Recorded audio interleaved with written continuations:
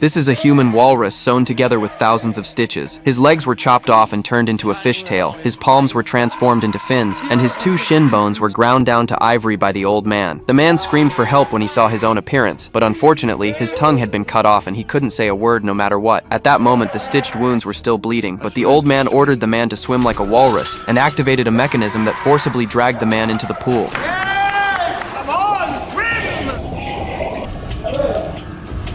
And all of this was the man's own fault. A few days ago, Wally was still a radio host, always sharing other people's pain to gain traffic. This time, he came across an interesting video where a young man had amputated his own legs, and Wally and another host couldn't help but laugh, then shared the video for everyone's amusement. Feeling bad, the kid's got tons of hits because he's famous. I'm kinda in a weird way jealous. I don't need both legs. What am I? I'm not running marathons. To his surprise, within a day, the video's view count surpassed 10 million. So Wally decided to interview the young man to hear how he felt after becoming famous. But the young man, unable to handle the online abuse, collapsed mentally and committed suicide. When Wally found out, he didn't feel guilty at all. And when he got back, he complained to his listeners, asking why the young man didn't wait for him to finish the interview before dying. At that time, he still didn't know that this would ruin his entire life. One day, Wally came across an interesting flyer. I'm an old man who has enjoyed a long and storied life at sea. The flyer claimed the person had a fantastical sea adventure story, and it involved a walrus. Wally was immediately intrigued, so he immediately went to the provided address, traveling overnight to a mansion in the mountains. The owner was an elderly man in a wheelchair, who poured Wally a cup of tea, then began to tell his story. It turned out that the old man had been a chef on a warship during World War II, and once the ship was caught in a naval battle, leaving only him alive, and a walrus had saved him. A walrus saved your life? So I called my companion, Mr. Tusk.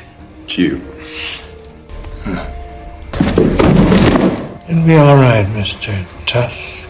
When Wally woke up again, he found himself sitting in a wheelchair, and to his horror, he realized his calves were missing. The old man lied, claiming that his legs had been bitten by poisonous spiders the previous night, and in a critical situation, he had to amputate them. He added that to help him rest easy, he had dismantled all the communication devices, and so it was time for dinner. The melancholy from losing a limb must be akin to mourning a close friend that you too often took for granted. The old man then stopped pretending and said he had a special hobby, which was turning people into walruses. He was the 17th lucky one. Help! Somebody help! The old man then drugged Wally, laid him on the operating table, prepared the necessary instruments, and started transforming him, following the walrus diagrams on the wall, one stitch at a time. Wally's real nightmare was about to begin.